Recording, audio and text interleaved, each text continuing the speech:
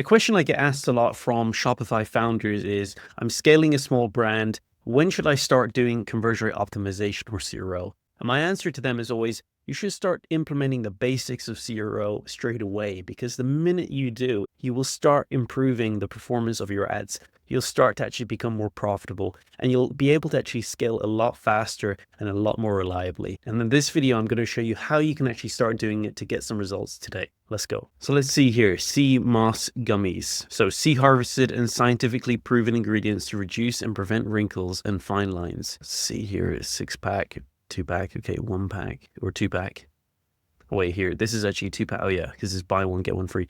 Okay, this is a little bit misleading here. Just show that you're getting 2 in there for, instead of 1 visual. Show that you're getting 4 in here and show that you're getting 6 in here. And you can redesign them to show that there's a free gift. So I'll just show you this for the offer page. So once these images just load in, we're still waiting on one of the assets here so that we can put into this image. But basically, what I wanted to say is, for your image, you want to call out everything that's included, and really everything, so that it's super clear to people that when they see the image and they look at the price, they can equate the value. That's how your image can be a lot stronger.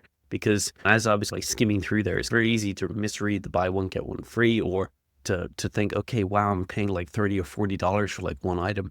You don't want any bit of confusion like that to be your customer to have any confusion like that. So just make it super clear to them, super obvious of all the free value that they're getting. And if you're scared about putting, let's say, multiple items into the image, you can just add a free badge next to them, like what we've done here. Let's go back up here to the top, because I want to start up here at the top. So new look, updated formula. I would love to know what the reason is behind why you've done this, because this is the first image that they're seeing when they come to this product page. Now, I'm assuming that the funnel that you have set up is going to be ads, okay, and then they're going to this page. I'm assuming there's no other page before that. So if this is the first time that new shoppers are coming across your brand and they're not being retargeted, why would it make sense to show them what the branding was before and what it is now? The only reason I can see that you've done this is because your ads are showing this, but your new branding is this. That's the only reason that I could see you doing this.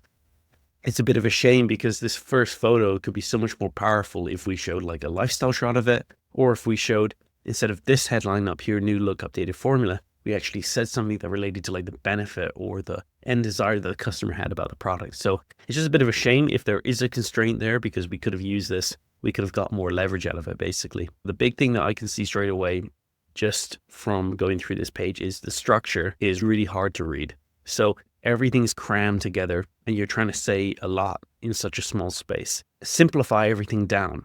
This is a product, again, I don't think you need to go too crazy with trying to squeeze all of the information into such a small space, being the order form. You've got this image carousel over here. This is where you're going to get the most results from. I'd spend 90% of my time on this product page going through the order form images in this listing images and optimizing each and every single one. And the reason for that is because from the product page, the majority of customers, the majority of shoppers, they engage with this section the most. And so this is where they're going to get sold or not sold from. So how this listing photo carousel should be and how it should be best structured is, it should be giving them all the information that a landing page would give them, but in a condensed format. So really it should have maybe 7 to 10 photos in total maximum.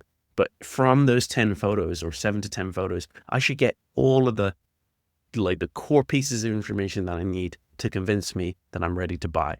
So it should have all the top benefits that your product provides, how it works, why it's better to alternatives in the market, some featured reviews that highlight different objections, some lifestyle photos to give it that premium quality and actually see it in the environment. And that also builds trust when you have premium imagery. And then of course, some customer user generated photos, and that can be these transformation photos that we see here. So the other really important section is this section down here. Now, I have tested this over and over again. When you have 3 columns stacked horizontally side by side like you have now, they actually perform worse than if you were to stack them on top of each other. So this is a really, really optimized and simple order form that we've designed for Row. So the reason why I want to bring this up is just look at what the difference is between your one and what we're doing for them. It's a lot simpler. We're calling out the quantity, and then we're calling out if they want to do a one-time or subscription. And that is also something that I think you would benefit from as well.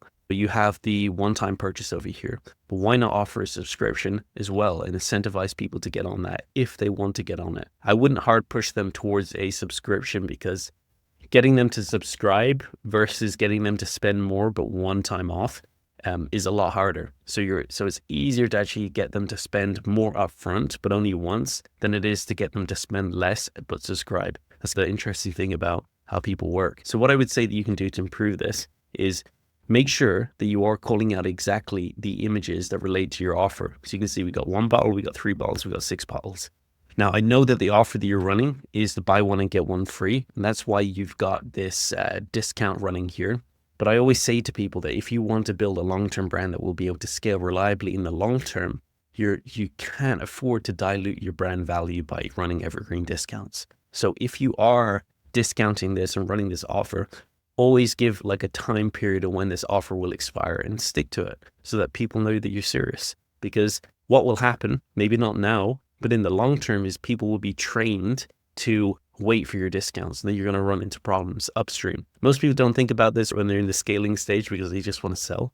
But once you have customers and you've got a large database and people are looking up reviews and they're, and you've got other products you're trying to introduce to your store, that's when these things can be an issue. So I'm just trying to bring it to your attention. I'm not saying you need to change this because it may be working very well for you, but when it comes to like the offer, there's always other ways that you can reposition it to make sure that your brand value is being protected, and obviously actually increase your AOV even more because people perceive it in a more positive and more desirable way. So bring in the imagery that represents how much people are going to get here, stack it horizontally, show the actual price savings like you can actually see here.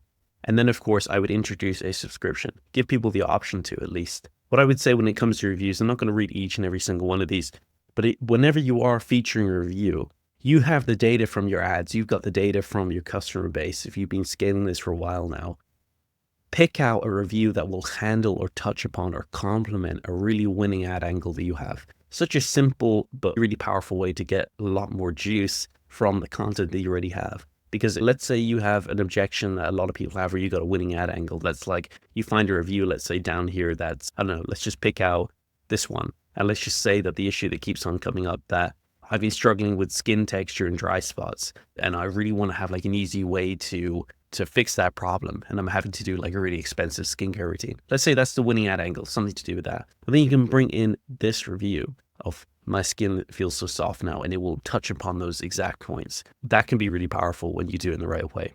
So you have an FAQ section down here, that's fine.